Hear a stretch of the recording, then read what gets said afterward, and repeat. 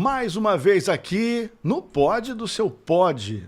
E hoje, antes de falar o nome dele, eu quero fazer um resumo rapidamente.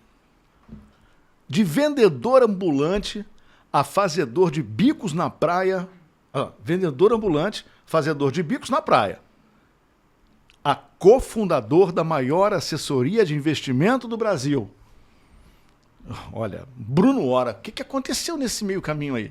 O cara estava na praia fazendo bico, agora tem um aporte de empresa aí, muita gente depositando na confiança. O que aconteceu, cara? Deixa eu acabar aqui. Tá. Desculpa. É porque ia precisar de mais 5 horas. Eu sei. Não, mas a gente tá pronto. Trajetória de Bruno Hora, empreendedor que ajudou a construir a Investmart, empresa que reúne mais de 2.000 profissionais. Não são 200, não. 2.000. 101 escritórios e aproximadamente 30 bilhões sob assessoria. É uma responsabilidade, hein? Com uma visão inovadora para o mercado financeiro e uma forte disciplina pessoal, que eu quero saber como é que é essa forte disciplina pessoal. É interessante. Você se tornou uma das referências do empreendedorismo brasileiro. Minimalista, gostei disso, achei legal. Estoico, viajante e apaixonado por pagode. Ele falou de samba, né? Samba e tudo. Diversão. Ele chega ao Hora Melhor Investimento para compartilhar histórias, desafios e lições que moldaram sua jornada de sucesso. Muito bem-vindo aqui, Bruno Hora. Eu quero agradecer a você pela sua agenda, pelo seu tempo. Obrigado, tá? E aqui também Maurício com a gente. Tamo juntos. Vamos bater lá. papo. Obrigado pelo convite, gente. Então, pergunta quem não quer calar, Bruno. Faz você. Da praia, Da praia. da sua infância, como é que você faz essa virada da vida? Tá. Não, vou contar uma versão resumida aí. Eu acho legal, né? Pra conversar. Na verdade, eu nasci no Morro da Providência, lá no centro do Rio. E o esforço para tirar minha família de lá foi feito pela minha mãe. E ela tinha um mantra dela. E o mantra da minha mãe era o seguinte: casa e comida é comigo, o restante é com vocês. E aí a gente vai se virando, né? Trabalhou desde muito cedo e fazendo o que dava. E numa dessas, a forma que eu tinha para arrumar dinheiro foi isso. Então vendi calcar na praia, consertei prancha de surf, fui técnico de informática sem nenhuma formação em informática. Talvez por isso hoje eu curta tanto IA, então, porque eu convivi com informática desde adolescente. E aí nessas, como técnico de informática, eu consertava computador num banco. Eu era técnico de informática, numa equipe lá de TI. A gente, quando uma pessoa tinha um problema no Excel, eu que ia lá consertar, ou não conseguia ligar o computador, e eu atendia o RH de um banco. E aí o pessoal do RH me adorava, porque nessa época os computadores eram aqueles trambolhos, né? E o pessoal levava o trambolho pro escritório, ó, pô, conserta pra mim aí, Bruno. Caraca, não tem quem conserte, pô, da minha filha, do meu filho lá de casa. E eu consertava, caí nas graças da galera do RH. Numa dessas, uma das pessoas de lá, que eu sou muito grato até hoje, trocou de banco, falou assim, vou te levar para o processo seletivo. Fiz um processo seletivo para entrar no mercado financeiro, e aí eu brinco que eu entrei no mercado financeiro pela porta dos fundos. Assim, eu posso ajudar. Então fiz um processo seletivo para um grande banco, posso ajudar nesse banco, fiz carreira nesse banco, conheci meus sócios que já tiveram aqui nesse banco, e aí a gente abriu a Investmart, tem 13, 14 anos. Essa é a versão resumida. Não, é a versão resumida, mas que dá vontade de querer saber mais, né? Tem muita mas história. Já escreveu um livro? Já escreveu nada? Eu tenho um rascunho de livro escrito, mas não é a minha história. Bruno, sabe por que eu falo isso? Porque eu acho que a tua história é muito importante para que as pessoas possam saber que pode chegar lá, entendeu? Eu posso ser alguém também, eu posso fazer diferença. E eu acho que você deve contar isso. Com toda certeza. Pensa nisso mesmo. Sim. Né, Maurício? E até pegando esse gancho, Brunão, qual pra você o momento mais arriscado da sua vida? O momento mais arriscado da minha vida... Tu falou, caraca, vai dar N. São alguns. Mas pensa a situação que eu tava lá em 2012, 2013.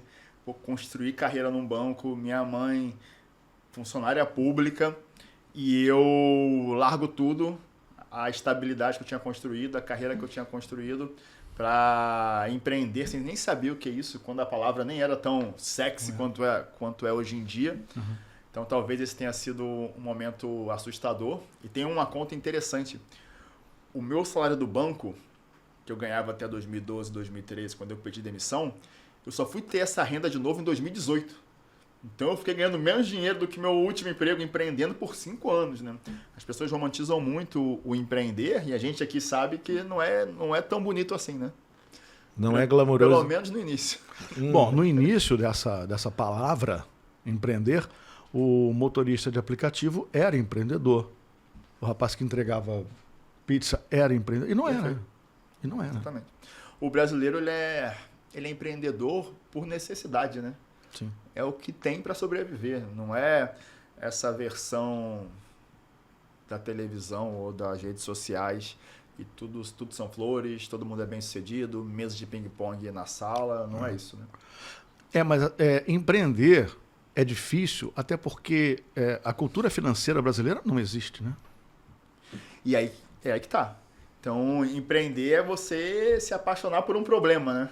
E o problema que a gente abraçou que é a falta de educação financeira, a falta de acesso a bons investimentos que o brasileiro raramente tem, ou não tinha na época, hoje até melhorou. Então, empreender pra gente é escolher um problema Pra e chamar de abraçar. seu. Por isso que o Brasil é um celeiro de empreendedores, porque o que tem de problema para ser resolvido, né? A gente é o país do É problema. muito bom isso, né? Se você for para um lugar que tá tudo muito bem, você não tem problema para resolver, vai empreender como, né? Vai resolver o quê? E tu não vai nem crescer, né? Mas E nesses 5 anos, qual foi o momento que você falou, ou a chave, ou a fase que você falou, bom, eu acho que vai dar certo. Eu acho que a gente conseguiu, vai virar. Teve esse momento? Um momento que para mim é um divisor de águas foi quando a gente foi convidado para ir para o IPO da XP. 2019 já. Esse foi um corte para mim ali no tempo. Eu falei, caraca, eu tô aqui. Pô, Morro da Providência, estava na Nasdaq em Nova York com o Guilherme, todo mundo, os sócios da XP na época, eu, Samir, Marcel.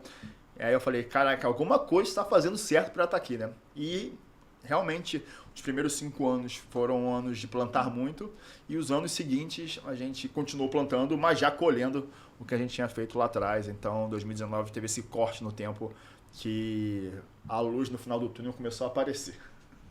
muito bom. Você é muito família, né? Sou bastante. Pelo que a gente percebeu aí, você é muito família. E você tem filhos e não tem filhos. Ainda não. E uma outra pergunta, assim, família é o trabalho? Também. Tenho minha família, minha mãe, meu irmão, minha noiva, Aham. minhas irmãs do segundo casamento do meu pai, tem minha família, meu núcleo ali, minha rede de apoio. Mas com certeza hoje 60% dos meus grandes amigos foram feitos no trabalho. E essa pergunta tem que fazer, né? A gente falou com o Samir também no outro episódio a respeito disso. Dá tempo de ter espaço para a família, para organizar a família, para chegar à família? Vou sendo muito honesto agora, hein, Rui? É muito difícil ter qualidade de vida no início. Essa é a parte que poucas pessoas falam sobre empreender, ou sobre ser autônomo, ou sobre ter que se virar no Brasil. Então, no início foi muito difícil. Me mudei para São Paulo e eu não tinha como ficar voltando para cá para ver minha família. Fiquei distante dos meus amigos do bairro, da faculdade, do que for. Mas depois que as coisas clareiam, isso vira uma prioridade muito rápido. Então, hoje você vê nas redes sociais o quão empreendedores que já deram certo, eles ficaram família, eles já estão meditando, eles estão fazendo yoga, eles estão tomando banho de gelo, eles fazem isso depois que deu certo. Antes de dar certo, era o caos, era o perrengue, era trabalhar 14, 15 horas, a gente ainda faz isso, era, infelizmente, não conseguirem equilibrar todos os pratinhos, espiritualidade, saúde, família, empresa. Quem disser que consegue, ou está empreendendo mal, Sim. ou já atravessou a arrebentação empreendendo, a ponto de, agora minha empresa está num nível que eu consigo equilibrar os 4 pratinhos, porque é o prato mais importante, que é o que paga as contas, ele já não está mais tão pesado. Fora também na rede social, que tem Tudo gente que sempre é tudo legal, tudo bacana, né? Eu não paguei o condomínio esse mês, mas eu estou comprando um carro novo e não sei o quê. Maurício, fala. E tudo é uma jornada de aprendizado, né? Hoje, de história de Invest Smart, 13 anos. Vocês estão na batalha. Se você tivesse que voltar no tempo, né? E reconstruir tudo, do zero, você faria alguma coisa de diferente para encurtar esse caminho, por exemplo? Alguns detalhes eu faria, que coisas que se a gente tivesse Você aprendeu, né? feito lá atrás. Principalmente a gente aprendeu a ser empresário depois, né? Ninguém nasce empreendedor, empresário, sabendo gerir um negócio do tamanho da Invest Smart. Então, muita coisa que eu aprendi sobre gestão de um negócio bem mais tarde, eu gostaria de saber no início e com certeza ia diminuir e encurtar o caminho. Mas tem uma parte também que o fato de não saber e de dar de cara na porta e de aprender constrói o ser humano que você virou, né? Se você tivesse pegado uma linha reta, talvez hoje você não fosse a pessoa que você é, com a resiliência que você tem e com a criatividade para resolver as coisas que você teve que construir ao longo do tempo. Eu acho interessante a postura, porque ele está falando da realidade aqui, porque a gente bate um papo com as pessoas e todo mundo fica só, né, contando vantagem e glórias, etc. Né? É importante. Tem muito mais de derrota que vitória para contar, tá? A gente pode fazer episódio só de derrota. De vitória para... Podemos pensar nisso, né? Um episódio só de derrota é legal.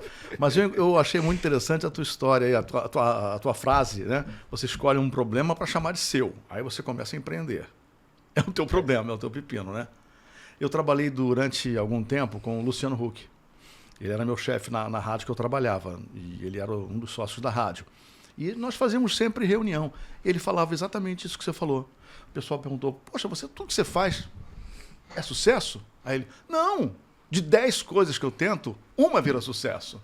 Legal isso aí que você falou. É verdade, é um grande ciclo de tentativa e erro. E aí você vai aprendendo Como ser resiliente. Aí vem uma resiliência, eu ia falar isso agora, aí vem uma resiliência danada, né, cara? Sim, sim. É a resiliência de ficar 5 anos com a renda baixa que você tinha. É você... Sem saber se em algum momento ia voltar o que era ou não, né? E o que você fez nesses 5 anos para meio que se virar? Boa, né? boa, Afinal, boa. devia ser muito apertado. Eu tenho um privilégio que é saber viver com muito pouco. Então, para mim... Minimalista. Não só minimalista, é favelado também. Então, é um pouco dos dois, né? E isso me ajudou bastante. Porque no final do dia, eu estava no apartamento de 25 metros quadrados em São Paulo, trabalhando 12 horas por dia por 3, 4 anos. Era o que tinha para fazer e já tive situações piores. Uhum. Mas bacana isso, legal. É interessante porque longe dos amigos, longe da família, São Paulo meio frio, né? O cara que é carioca vai para São Paulo é uma frieza do cão, né? Você demora para fazer um grupo de amigos lá? Eu demorei bastante. Hoje eu tenho grandes amigos que fiz lá, graças a Deus, mas demorei. Aquela pergunta, a gente tá... Desculpa. Aquela pergunta que a gente tá querendo fazer... Não, é você. Não, Nós temos uma pergunta aqui. Acho que é a mesma. É a mesma? É. Eu acho que é a mesma. Vamos fazer aqui, né? Não vai acontecer, só por favor, né? É essa, né? Quer começar do zero. Dê um pepino. Vai ter que começar do zero. Você faria a mesma coisa? Eu tenho a minha... Eu, conversando com ele aqui sobre isso, eu falei, eu tenho a minha opinião. Ele tem a dele. Qual é a tua? O que você faria? Tu ia empreender no mesmo lugar, do mesmo jeito, ou tu ia achar outro problema para resolver? O mesmo problema, talvez. Se fosse hoje, porque esse problema hoje ele não está resolvido, mas está encaminhado. Existem várias empresas, existem várias corretoras, mas com certeza ser melhor na parte de conteúdo e com certeza construir negócios que são amigáveis para a inteligência artificial seria alguma coisa para esse caminho. Tem conteúdo envolvido, tem inteligência artificial envolvida. Eu acho que hoje eu abriria, se eu tivesse o meu conhecimento hoje, a InvestSmart não existisse. Sim. Eu abriria uma consultoria de IA para implementar IA nas empresas, que eu vejo que é uma coisa que eu faço com muita facilidade. O guarda-chuva meu da empresa ele tem IA em todos os cantos. E pouca gente sabe fazer. Então acho que eu iria para esse lado, pensando na nova oportunidade. Há 13 anos atrás, a gente viu uma concentração bancária que ainda existe, falta de educação financeira, etc. Hoje, isso ainda existe, tá? Caminhou bastante, mas ainda existe, obviamente. Porém, esse universo de inteligência artificial, que muita gente sabe o feijão com arroz, ali acha que perguntar no ChatGPT é usar a IA. E a parte de conteúdo, que eu acho que eu surfei muito, mesmo não sendo um grande criador de conteúdo, eu surfei muito a autoridade que criar conteúdo e ter um negócio por trás para corroborar a sua autoridade te dá. Eu faria alguma coisa nesse sentido. Assim. eu apostei nessa resposta. Exatamente. Eu falei, ele vai dizer que não Tinha um ia bolão, fazer a eu mesma não. coisa. Tinha bet. Agora é bet, tem que ter. Mas assim, o bolão foi na hora do café, antes de bater papo aqui, porque nós chegamos à conclusão que não tinha como você fazer a mesma coisa que você fez há 10, 20 anos. Não tem como. Não tem Mudou, como, né? né? E aí veio a história que a gente mercado sabe que mudou. você gosta muito de IA. Exato. Então fica a dica aí, galera. Quer empreender, não tá sem ideia na cabeça? Cara, Consultoria de IA, estudem IA. Shark É um negócio, é a virada. O né? que tem mais aí é a empresa patinando sem saber como é que a IA ajuda a melhorar, deixar mais eficiente, aumentar a venda. Exato. Estamos lançando agora o primeiro episódio do curso. Vivendo de IA, com Bruno Hora. Na hora. Na hora. Mas imagina, né? Uma empresa é uma organização complexa. Ali dentro tem milhares de processos sendo executados, né? Então, poxa, a quantidade de otimização que a gente consegue fazer com as IAs é uma coisa de louco, né? Sim. A gente, pelo menos as empresas que eu vejo grandes empresas, bancos, grandes construtoras, elas usam superficialmente. É muito mais as pessoas usando para os seus problemas do dia a dia do que a empresa usando no processo para gerar eficiência ou melhorar o tratamento de dados ou o que for. Pegando até esse gancho, né? Um pouquinho de cultura de empresa. Você é um cara que é muito a favor do presencial, né? Do escritório, do relacionamento próximo. Mas, poxa, imagina, Bruno, assumiu um novo desafio agora de uma empresa 100% digital, home office. Né? O que você faria como primeira mudança nessa empresa? Cara, o que eu acho...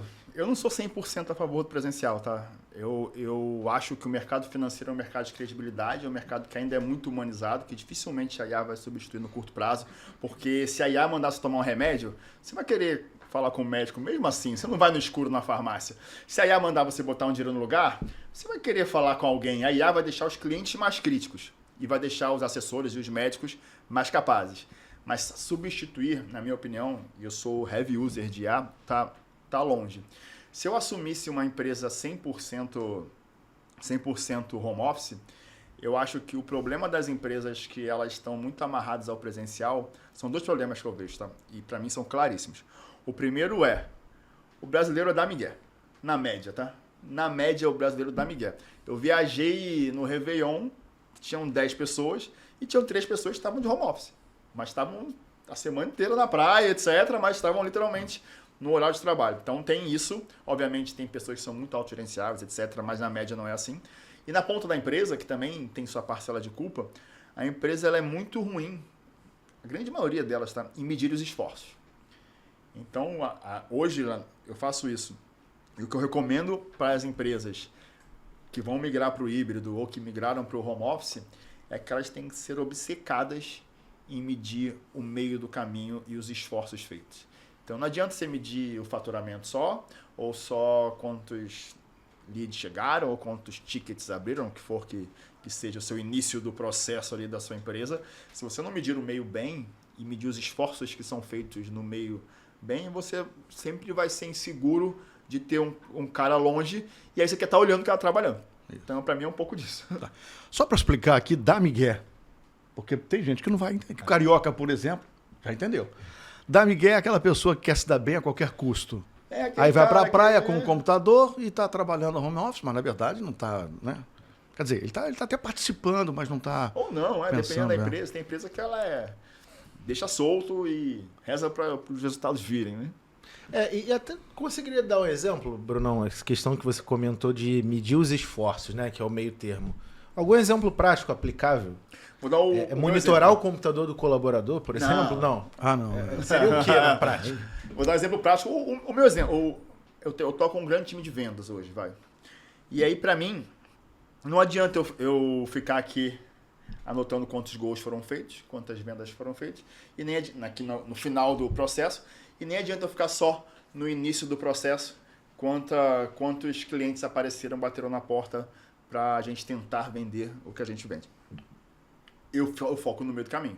Então eu preciso saber de onde surgiram esses clientes, se veio de campanha de marketing, se veio de indicação, se veio de um hunting próprio do vendedor, quem quem fez a reunião de vendas, quantas reuniões essa pessoa fez, qual é a conversão dela. Então, se você souber que, todo o seu time comercial, quantas reuniões eles fazem por dia, o quão boas foram essas reuniões, quais deram certas e errado e por que deram certas e erradas, você já tem um funil montado que você consegue saber, esse cara aqui ele está fazendo melhores reuniões, esse cara aqui está recebendo mais leads de São Paulo e aí ele converte melhor do que o outro. Então, sem você ter fatos e dados e medir os esforços, você não gera nada. Você é um... E todo founder tem isso, né? Todo empresário que está começando, você carrega as coisas no braço. Funciona porque você bota energia naquilo e de forma desumana normalmente. E vai chegar um momento que isso não é o suficiente. Vai chegar um momento que você tem que sair ali do dia a dia e olhar, ter uma visão mais holística, ver o panorama. E aí, para isso, você tem que medir bem as coisas e ter fatos e dados no meio do caminho para você saber o que está errando e está acertando. E se você não souber medir os esforços das pessoas, você vai ficar sempre nesse achismo que o cara do home office está trabalhando pouco, que eu preciso ficar vendo o cara aqui para ter certeza que ele está trabalhando e por aí vai. Entendeu? Sensacional. De acordo com o que você está falando aí, o que a gente espera, quer dizer, o que eu esperava, tanto do Bruno quanto do Samir, era um empresário aqui desesperado, sabe? Ah, meu Deus, como é que vai? E não, eu estou assim, um way of life muito tranquilo, um jeito de levar a vida muito na boa. Que, na minha opinião, faz parte do sucesso. Seja lá o que quer dizer sucesso, tá? Mas o que eu quero te perguntar, assim, teu jeito de viver, né? Você falou minimalista, estoicista. Como é que você faz? Você realmente... Eu já perguntei, tu faz yoga? Não faço yoga. Deixa eu colocar um parênteses aqui, tá? O Samir é a pessoa que eu conheço que mais trabalha no mundo, tá? Eu não conheço ninguém que trabalha no volume, a quantidade de horas, né? Nem só por ser o CEO, etc. Eu não conheço ninguém que trabalha a quantidade de horas dele e ele acaba puxando, obviamente, isso é a cultura da empresa. A cultura é muito, né, o que as pessoas mais influentes fazem. Legal. E a gente tem uma cultura muito de trabalhar. Ponto. Quem conhece a gente sabe bem. Sobre o meu estilo de vida, assim, eu gosto de pregar por essa simplicidade, esse minimalismo. Eu invisto muito mais o meu dinheiro em experiências que coisas. Amo viajar. Você tem noção, a gente está em quê? Eu já fiz uns 8 países esse ano. Esse ano? Esse ano. A gente não começou o ano ainda. Mas Já começou. Mas estamos no meio do ano, praticamente. Fui pra Zâmbia, Zimbábue, Cidade do México, e pra tudo que é canto já. Eu sou obcecado por viajar. A minha relação com o minimalismo começou numa viagem. Foi minha primeira viagem, quando eu juntei um dinheirinho, quando eu estava no banco lá no Posso Ajudar, juntei um dinheirinho para passar as férias. E aí eu queria, minha primeira viagem internacional, eu demorei para fazer, tinha 20 e tantos anos, obviamente, não tinha condições de fazer antes. E aí eu fiz um mochilão. E aí mochilão é isso, é você aproveitar o máximo com o mínimo, né? Então eu tinha pouco dinheiro, pouco tempo, que é as férias do banco, mais um feriado, você acaba encaixando ali, e queria conhecer o máximo de países possíveis. E aí fiz um mochilão e eu percebi que você consegue passar 20, 30, 40 dias fora de casa com uma mochila. E aí tudo eu questiono. Eu tenho um alarme na cabeça sobre tudo que eu consumo. Tá? Eu acho que o meu pecado de consumo, sendo aqui honesto, onde eu peco no minimalismo é em coisas de tecnologia. Eu sou muito early adopter, assim, tudo que é novidade eu quero antes. Então, aquele óculos não sei o que eu fui o primeiro a ter. Metaverso, eu construí uma casa, não gastei dinheiro, mas eu estava dentro do metaverso. NFT, cara, eu quero ver como é que é. Tanto que a IA foi isso. Eu conheço o ChatGPT há muito mais que 5 anos. Porque eu queria entender esse negócio. Então, eu acho que aí é o meu pecado de consumo, vai ali, eu fujo do minimalismo, mas no que tange, sei lá, eu tenho 2 ternos, 5 pares de tênis. Eu não deixo minhas peças de roupas totais passar de 50. Olha isso. Fica aí. Aí vou fazer uma viagem, compro uma camisa. Chega em casa, dá uma camisa. Aí por aí vai. Tá? Muito bom. Interessante, porque a gente pensa que não é assim, né? Quanto mais, melhor, né? Não. Quanto menos, melhor. Interessante isso. Quanto menos, melhor. É mais leveza, é menos... não ter carro é uma paz. Você não tem carro? Não ter carro é uma paz. Eu não tenho apartamento próprio, é uma leveza, que assim, obviamente tem a importância, cada um tem o seu plano, mas te deixa com tempo e te deixa com menos estresse, na minha visão, óbvio. Então, Gostei desse não ter carro, hein? Não ter carro, hein? Sensacional, né? Quer É comprar o porque meu? eu moro em Ipanema, uma história no centro, o metrô ali. Pô. Quer comprar o meu, de repente? Não, é um maré. Não, tem 15 anos. Hein? Então, para você, o que realmente o dinheiro compra são experiências e Isso, tecnologia. Experiência e experiência. O dinheiro compra experiência. E você atravessar a arrebentação e ser bem sucedido no que você se propôs a fazer, além de experiência, te compra duas coisas que são fundamentais na vida, que é tempo de qualidade com a família, com os amigos, etc. E te dá o poder de dizer não para qualquer coisa. Né? Vou fazer uma pergunta. Você é rico? De tempo, hoje, sim. Eu sabia que você ia pular assim disso. Porque também foi uma... Não agora, nós já estávamos conversando na produção dos episódios aqui, e a gente fica pensando, o que é ser rico, né? Porque a pessoa pode achar que ser rico é ter alguns milhões no banco, né? Mas outras não. É eu precisar gastar em alguma coisa urgente e poder gastar, né? Precisar me divertir por conta de trabalho e poder fazer. Isso, para mim, é riqueza, ter as pessoas perto e tudo. Isso não é... Poder retribuir todas as bênçãos que você teve de alguma forma para a sociedade, isso é ser rico. É poder ter tempo para mim, por exemplo, agora em setembro, a minha avó faleceu com 101 anos, tem pouco tempo. E ela que morava no Morro da Providência, foi onde eu fui criado, então tinha uma relação muito... Sou o filho mais velho, o neto mais velho. E aí eu tenho uma tia, que é um dos amores da minha vida, que dedicou as últimas décadas a cuidar da minha avó. E aí agora ela, né, já cumpriu a missão dela e a gente vai pro Vaticano junto. Pô, isso pra mim é ser rico. Pô, levar minha mãe. Aí minha mãe vai junto também, a gente vai passar. Minha mãe adora cozinhar, vamos pra Florença fazer curso de culinária. Pra mim isso é ser rico. É eu poder ir pra Copa. É eu poder, ajudar meu irmão, minha mãe, ou quem tá passando na rua. Pra mim é isso, assim. O dinheiro no banco é muito mais pra você poder dizer não do que pra, né, às vezes porque quem ainda não chegou nessa etapa, às vezes está preso no emprego que não gosta, ou é refém de uma relação que não está feliz. Então tem essa... não precisar estar nessa seara é ótimo, né? Independente da conta bancária, você é um cara rico. Concordo. E falando de riqueza, né? Poxa, zerou a vida, daqui a alguns anos, se Deus quiser, vamos fazer IPO, vamos com tudo. Tomara. Vai tudo acontecer bem, né? Depois disso, né? Seria talvez uma segunda arrebentação, uma segunda grande estágio, né? O que você que te movimentaria a continuar trabalhando? Ou você pretende meio que se aposentar e relaxar? As pessoas têm essa falsa impressão, né? Fazer o IPO, aí, vai ganhar um caminhão Objetivo. de dinheiro e agora o objetivo para. é esse. O objetivo é esse, cheguei pronto. Se eu parar 1 mês e meio, eu surto.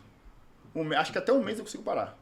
Passou de 1 mês e, assim, o ser humano é isso. Se não tiver uma missão, se não tiver o seu problema, que os problemas fiquem maiores e mais difíceis, que o problema seja levar a educação financeira para a favela, que eu tenha capacidade de resolver problemas mais complexos, porque a vida me abençoou financeiramente, que, se Deus quiser, isso vai acontecer no futuro.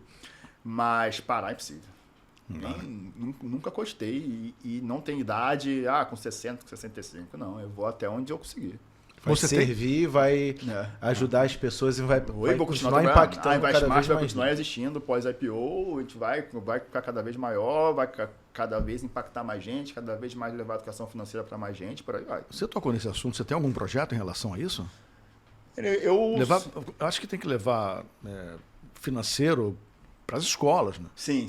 A gente tem 2 projetos muito grandes, que são spoilers aqui, que ainda estão no forno, que envolvem levar a educação financeira para todo brasileiro. Sim. A gente quer fazer 1 milhão de planejamentos financeiros. Então, 1 milhão de pessoas que a gente vai sentar e organizar a vida financeira. E replica, né? Esse projeto. As pessoas replicam, né? E tem um projeto de ajudar as pessoas a ter seu imóvel. Então, são 2 projetos que a gente ainda não existem. Então, acho que é a primeira vez que é falado publicamente, nem sei se podia. E é uma vontade nossa. Eu, Bruno, em paralelo, tento ajudar onde posso, faço tudo o que dá. Tenho um projeto social engavetado que envolveria levar a gente da favela para o mercado financeiro, porque a Invest Smart ela é isso, né?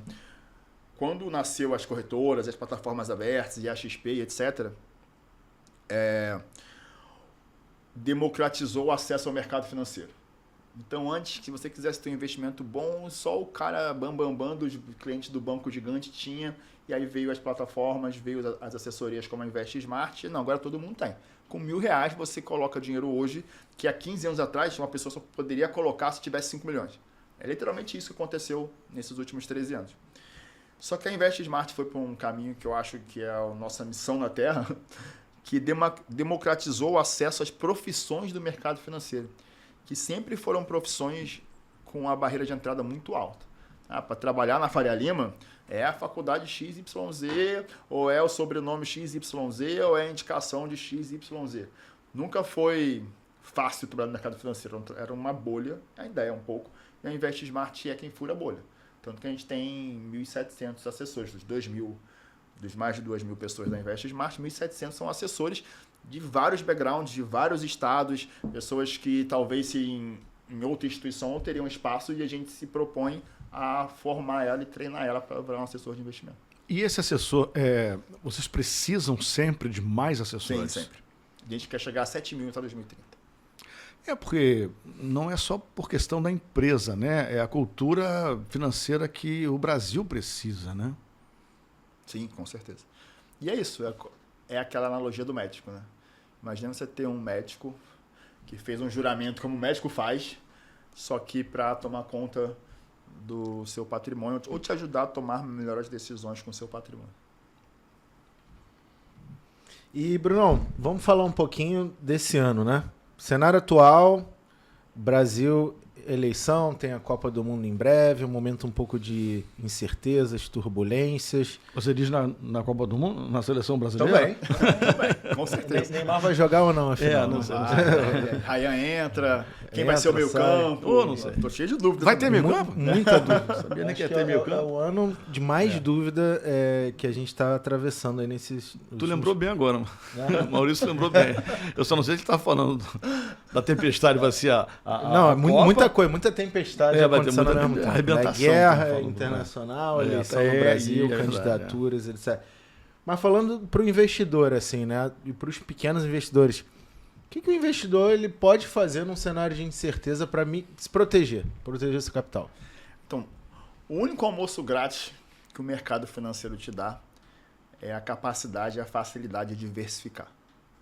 Então, um ano como esse, eleição, guerra, uma desglobalização, todo mundo olhando para o seu, Estados Unidos, quero produto americano, vou taxar todo mundo, a China invadindo os mercados e deixando o mercado local, seja de qual local, quase que inviável, né? Todo mundo compra blusinha, ninguém mais compra a blusa da loja do bairro.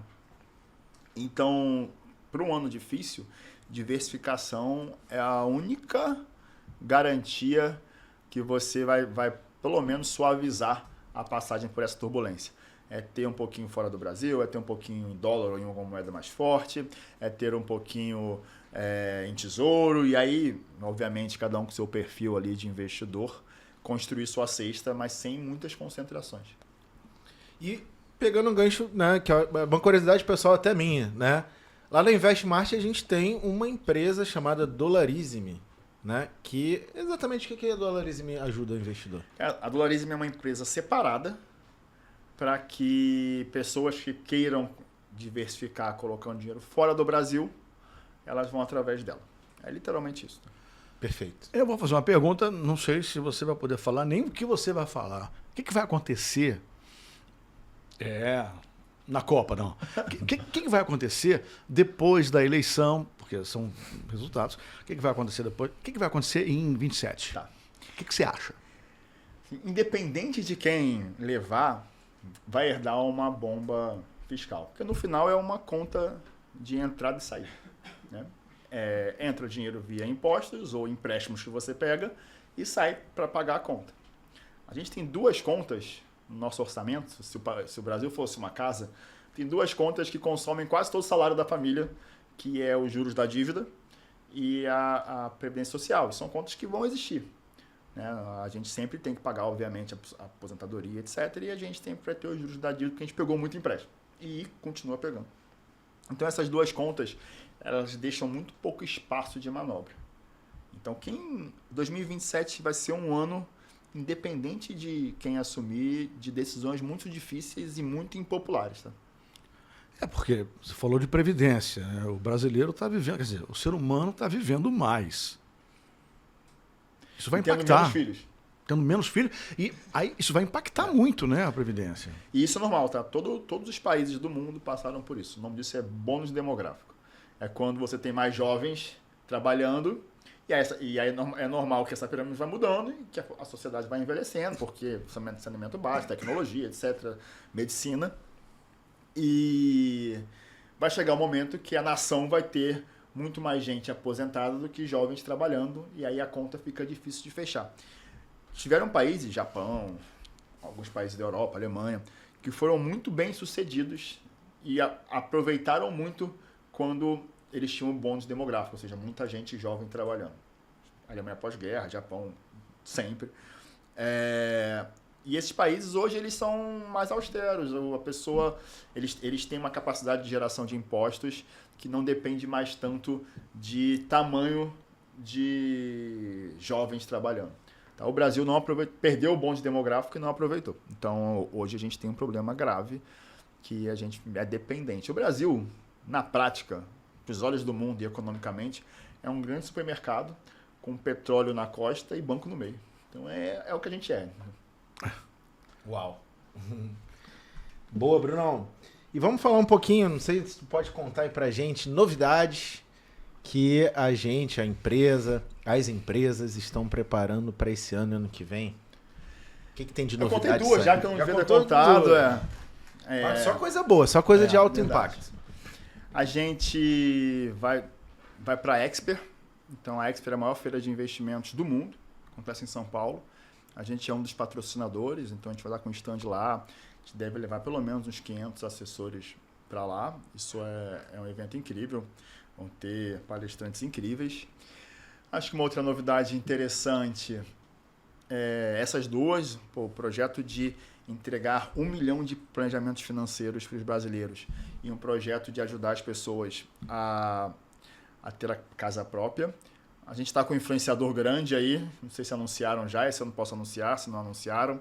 Então, a gente que nunca tinha navegado no mercado de influência, hoje a gente trouxe um amigo que é um influenciador gigante para fazer parte do time. E a gente experimentando uma coisa que eu sou leigo, por mais que eu gere conteúdo do meu jeitinho lá, o influenciador, ele realmente influencia, né? É bizarro a capacidade dessas pessoas, principalmente desses muito grandes, que é o caso dessa pessoa que a gente está trazendo, de mobilizar muita gente. Então, a gente está aprendendo agora e entendendo a importância. Por mais que eu ache que seja um mercado que está num viés de baixa, né, que não se ganha mais dinheiro como influenciador hoje como se ganhava 4, 5 anos atrás, e grandes influenciadores me falam isso, não é dedução minha, eu ainda acho que existe uma capacidade de mobilização muito grande dessas pessoas e eles vão ter que ser menos garotos propagandas e mais empreendedores, que é aí que está o dinheiro. É assim que o Thiago Nigro fez, é assim que grandes empreendedores, uma grande amiga minha, Cris Arcangeli, antes e depois fez e por aí vai, entendeu? Ou seja, o influenciador, ele não só ganha dinheiro com a imagem dele, agora mas ele passa a empreender, a criar solução para alguns problemas do mercado. Virgínia, por exemplo. Né? Falamos de Virgínia. Tá vendo? Falamos de Virgínia no podcast. É a primeira vez? Aí. Mas assim, eu sempre a gente tem a máxima aqui, né? Porque as pessoas vêm, muita gente procura o seu pod para gravar podcasts. Chega aqui, tem o equipamento, é lindo aqui, é tudo tem muita qualidade aqui, né? Então chega aqui, acha que é só chegar e pronto, já está gravando um podcast. Não é bem assim, tem que ter a comunicação, tem que falar, tem que dar essa... E essa é a grande dificuldade, porque as pessoas pensam que é só chegar aqui, alugar esse estúdio bonito, bacana, com tudo certo, né? Essa imagem boa, o áudio bom, que vai dar tudo certo. E a comunicação fica completamente furada, né? É por isso que a gente tem que procurar a escola de rádio. Agora foi. escoladeradio.com.br. Bota aqui embaixo. escoladeradio.com.br. Pronto. Concordo. Isso aí. Bom, ele falou, ele concorda. Você concorda? Plenamente. Tu já trabalhou com a escola de rádio. Muito. Então. Há mais de 15 anos atrás, Não é? graças a Deus. Então, ele Esse que aqui é é o nosso EAD da escola, era ele que tocava lá. Ele que Nós tivemos reunião junto e tudo. Ele provou com foto. É verdade. O Rui formou grandes jornalistas e repórteres. Forma ainda. Vem uns 2 ou 3 aí. Mas eu não posso falar. Ele falou que não pode falar umas coisas, também não posso falar. Também não vou falar. Mas eu soltei mais 2, né? Devia soltar um aí. Tá bom. Aí o pessoal que vai pra Copa agora, na Casé TV, tudo bem. Vai. Bruno, qual é a verdade sobre ficar rico e que ninguém tem coragem de falar? Eita. A grande verdade é que você não precisa de sucesso para ser feliz. Mas você precisa ser feliz para ter sucesso. Uau. O que a gente falo faz isso agora? todo podcast, tá? Então, O que a gente fala acho que agora? O que a gente fala agora depois disso? É. Ele não respondeu a tua pergunta, você viu? Ele não mas foi uma respondeu. pedrada Mas que foi uma ele- pedrada que ele mandou. Esse pedrada. menino não precisa da escola de rádio. Muito bom isso aí. Repete. Que é uma frase de um livro que eu gosto muito, Ah. do Sean Arcor, que é um livro chamado O Jeito Harvard de Ser Feliz. Que em algum momento em Harvard, há uns 25 anos atrás, 80% dos alunos tinham algum sintoma de depressão. E aí esse cara ele foi ser um professor de felicidade. Então tem uma matéria eletiva em Harvard chamada Felicidade, que há sei lá quantos anos é a principal, é a matéria eletiva mais procurada de Harvard. E aí no livro dele ele fala essa frase, que você não precisa de sucesso para ser feliz, mas você precisa ser feliz para ter sucesso. E é uma grande verdade. Você vê muita gente feliz com o seu. Pô, tá onde for, com as suas coisas, perto de quem ama, rodeado de amigos, tendo ali tempo para aproveitar e tendo seu trabalho, sua missão ali, e tá mega feliz. E você tem gente, conheço na prática, grandes influenciadores ou grandes empresários que tá sempre negativo, sempre parece estar carregando um piano, sempre tá para baixo, é muito mais problema, ou só faz coisa ruim. Então é isso, né? Você tem que ter... Esse livro é muito bom, eu recomendo. E você tem que buscar ser feliz independente do sucesso. E é isso. E aí você é rico. É. Interessante. Você é assim. Tomara. Tento, né? Você é assim. É. Não tem a dúvida. Ok. Quero mais uma vez agradecer o teu tempo, a tua história e dizer para você que quero muito que o teu exemplo possa perpetuar, entendeu? Eu acho que é isso que você tem que fazer. Quando você falou, 1 milhão de pessoas querendo entender a economia, querendo saber do mercado financeiro, não precisa ser um gênio, é só saber que a matemática é matemática, não é artístico, né? Concordo. É matemática, tem que dar certo. Sim. Muito obrigado pelo seu depoimento aqui, porque falou até coisas que eu não podia falar, mas falou. É isso Tá aí. falado, tá documentado. Tá falado, né? E uma super filosofia de vida, né, pessoal? total, né? Trabalhar no mercado financeiro, com recurso dos outros e ter uma filosofia A responsabilidade de estar com de vida, recursos uma dos outros. responsabilidade, né? Um glamour envolvido, porque, como você mesmo falou, né, até então, mercado financeiro era uma panela, um nicho, né? Uma grande armadilha de ego, né? Uma grande pode armadilha ser. de ego, né? É. E você rompe essa bolha e consegue construir um negócio, uma vida, acima de tudo. É muito interessante, muito diferente, né, Bruno? Muito legal. Até dizer o seguinte, que todo mundo tem aquela arrebentação, né? Você Sim. vai entrar no mar, tem a arrebentação. Mas depois que passa a arrebentação, fica tudo mar calmo. Aí você começa a navegar com mais tranquilidade e felicidade, independente do dinheiro que você tem. Independente. E cada um tem sua arrebentação. É. E a arrebentação é diferente. Né? Sim. Cada um tá satisfeito com o nível. Sim. E tudo bem. E tá tudo bem. Muito obrigado. Boa. Eu que agradeço, senhores. Valeu, abraço. Até o próximo episódio e com certeza você vai gostar também do próximo. Qualquer coisa, manda aqui o recado, faz pergunta para o Bruno, faz para a gente. Fica à vontade. Valeu. Esse foi o Seu Pod, podcast do Seu Pod. Tchau.